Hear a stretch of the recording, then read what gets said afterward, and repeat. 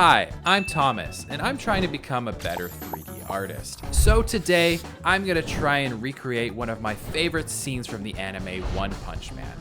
And oh boy, was this one not easy. This time around, I was determined to try and block out all of the animations first.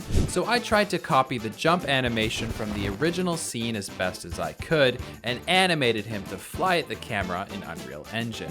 Then I tried my best to block out the rest of my scene without any other animations to try and get the timing right, which ended up looking pretty funny. Now, there are 3 shots I was trying to replicate. Genos flying at the screen, a shot where the camera flies at Saitama, and a 3rd shot where Genos does a flying kick and Saitama dodges it at the last second. To animate the last shot, I made a plan to do it as lazy as possible. Instead of animating the dodge, I made 2 poses for Saitama and simply switched them out at the right time. If it's stupid and it works, it's not stupid. Once I had all of my animations in place, I worked on the timing a bit until I was happy.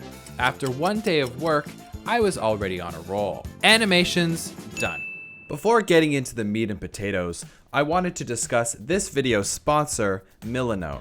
I've been using Milanote for years now, and that's because it's by far the best app to help you organize your ideas and projects into beautiful visual boards. Milanote has everything a creative needs to stay organized. You can fill your boards with to-do lists, notes, images, links, and a ton of other stuff that every creative needs. I've personally utilized Milanote to plan and execute the entire animation in this video. From conceptualizing the animation and building my mood boards, Milanote has been my creative companion every step of the way. And with its drag and drop interface, it's incredibly easy to build whatever you need. I genuinely love Milanote, and I want you to love it as well. So click the link in the video description to start using Milanote for free and start your next creative project off the right way. I had already finished the animations, and I was determined to nail the VFX for this scene, so I decided to block out all of the VFX first. In the OG shot, I know there's a ton going on, but the effect that stands out the most to me is a massive dust and smoke cloud that blasts out behind him. So I decided to try and get that first. Making a rough version of it was pretty simple. I just spawned a bunch of spheres using a particle system and made them shoot away from the character. I knew that it didn't look perfect, but I wasn't too concerned about that. Next was the rocket VFX. At first, I had no idea how I was going to do this. I'm still very new to 3D VFX, so it's not like I have a massive arsenal of techniques to tackle different problems, at least not yet. So I came up with a plan that I wasn't sure was going to even work. I was going to try and animate the rocket VFX with a single texture. First, I hopped into Photoshop and drew a very rough looking texture. Then in Unreal Engine, I made a particle system that spawned the same texture over and over again. But I made it so that every time the particle spawned, the size, shape, and rotation was slightly randomized. By rapidly flipping through different versions of the same texture, I was able to fake a pretty decent rocket VFX. Honestly, I was surprised at how well this had worked. This has also given me a ton of ideas for some crazy shenanigans in my future videos. There's also this giant blast ring. I had done this many times in previous videos, so this was easy. All I had to do was take a simple ring texture and expand it out at the right time. And with that, the blockout for my VFX was done. I was very happy with how the shots were looking so far, and it really felt like nothing was gonna stop me. It was time to move on to the second shot, where the camera flies at Saitama. Now, I had already animated the camera, so all I had to do was figure out how to make these action lines. But I had zero idea how to do this. Fortunately, I found a tutorial on YouTube that taught me exactly how to do it. The process was surprisingly simple. First, I learned how to make a post-process material, which allows me to overlay effects on the camera. Then I used nodes to create this radial effect, and I turned it into a mask so that I could overlay it on my camera. The only problem is now that it's overlaid in every shot, and that's not ideal, so I animated the effect to only appear in the shot where it's supposed to. This was an awesome effect. It was super simple to implement, and now I have a way to add action lines onto any future scenes. Oh yeah, this one was gonna come in handy. I had all of the timing and big shapes down, so now it was time to refine the effects. My first task was to try and replicate the dust cloud as closely as I could. I could have done this pretty easily using simple sprites, but I wanted this effect to have more volume. I ended up learning how to dissolve my sphere meshes using textures so that they fade away and sort of look like smoke. Then to make some fire, I spawned some orange glowing spheres and made them dissolve with the same texture. Even though it didn't look perfect, I was really happy. I've learned panning and distortion and now dissolve. And I knew how to combine these tools to make all sorts of effects like fire, lightning, smoke.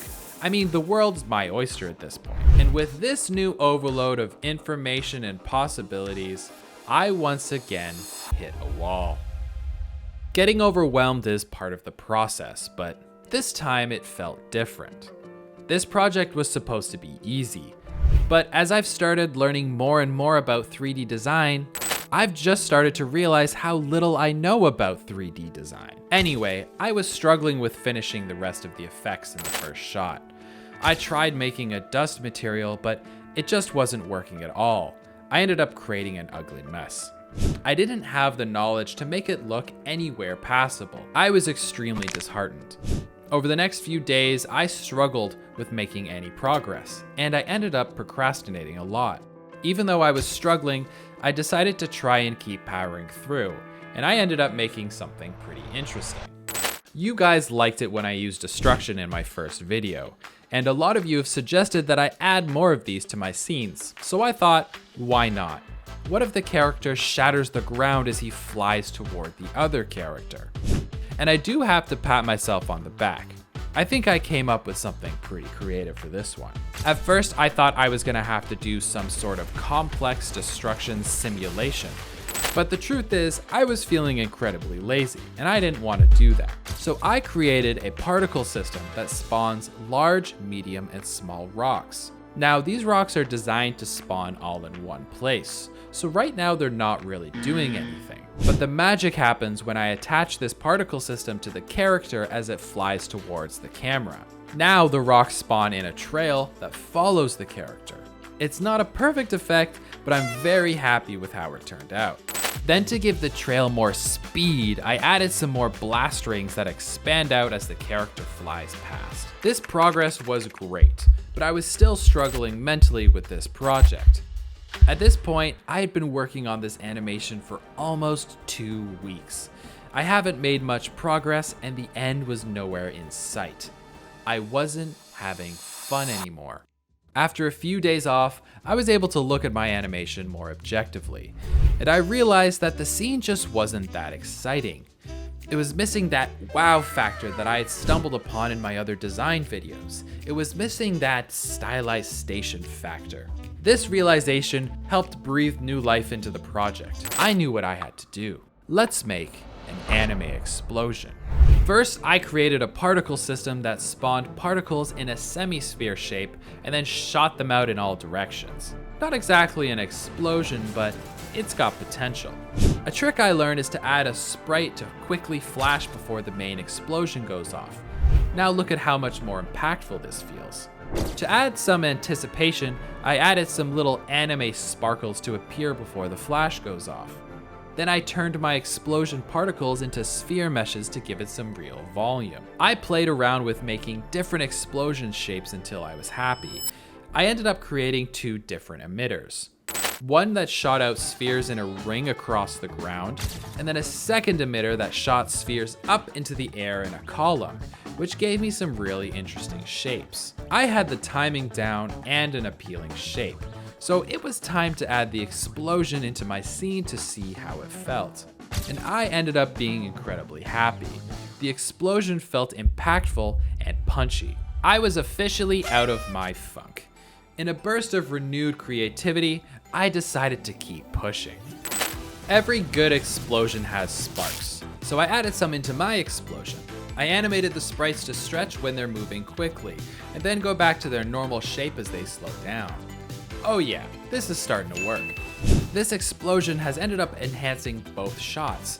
I love the way the explosion feels in the first shot, and I love how you can see the explosion off in the distance in the final shot. It really helps with the composition and adds some more interesting things to look at. I was feeling inspired, so I also came up with the idea to add a light beam to emphasize his speed. It's just a glowing cylinder that's animated to appear at the right time and then slowly shrink. It's pretty simple. I wanted to keep pushing my explosion, so I reused the rocks I made for my ground shatter effect and animated debris to shoot out at the moment of the explosion, sending rocks showering down everywhere. Do you remember that effect I was trying to make earlier with the dust kicking up that just looked awful? Well, I ended up being very thankful for making that texture, because I was able to repurpose it. I made a massive ring mesh in Blender and transformed the texture from dust to flames by giving it a bright orange glow. And by animating it so that it appears at the start of the explosion, I've got this amazing looking fire ring that blasts out during the explosion. I'm pretty proud of how I managed that one. I had a great looking 3-stage explosion with sparks, fire rings, and debris, but I knew I was missing something. I didn't want to use just plain spheres for this shot. I wanted the explosion to feel like these massive fireballs and smoke were swirling around like in a real explosion. I needed to make a proper material. Now, in my other videos, I learned about world position offset and used it to displace the vertices of a mesh. And I tried to use it to do the same thing and make a cool explosion material for this effect, but it just ended up looking off. A simple scrolling texture wasn't going to cut it this time. I thought I was gonna hit another funk. And then I ended up having the biggest breakthrough of the entire project. I discovered the noise node. This node is very special. It allows me to create 3D volumetric noise in world space. This means no texture maps, and more importantly, no UV seams. After making this discovery, I started to get excited. So I created a simple node setup, and I was floored by the results. This was the effect that I had been missing the entire time. Look how amazing this looks as I scroll the sphere through 3D space. All that was left was to take this new material and add it to the spheres and test out the explosion. The explosion looked incredible, and I was over the moon with excitement. I mean, look at how amazing this looks. The way the clouds move through the scene feels so organic, but they still have this energy and animation that feels very stylized station. This project was a thorn in my side for weeks, and I felt like I'd finally cracked the code. I could finally see the finish line after weeks of struggle. And I had learned another amazing technique that I know I'm gonna have tons of fun with in the future. This was a huge moment in my journey. I had conquered the first true challenge that I'd faced since I started designing a few months ago. And I felt like that if I could conquer this, who knows what else I'm going to be able to achieve if I keep learning and growing as an artist. Now, all that was left to do was to add a few more tweaks, some lighting, and some basic sound design, and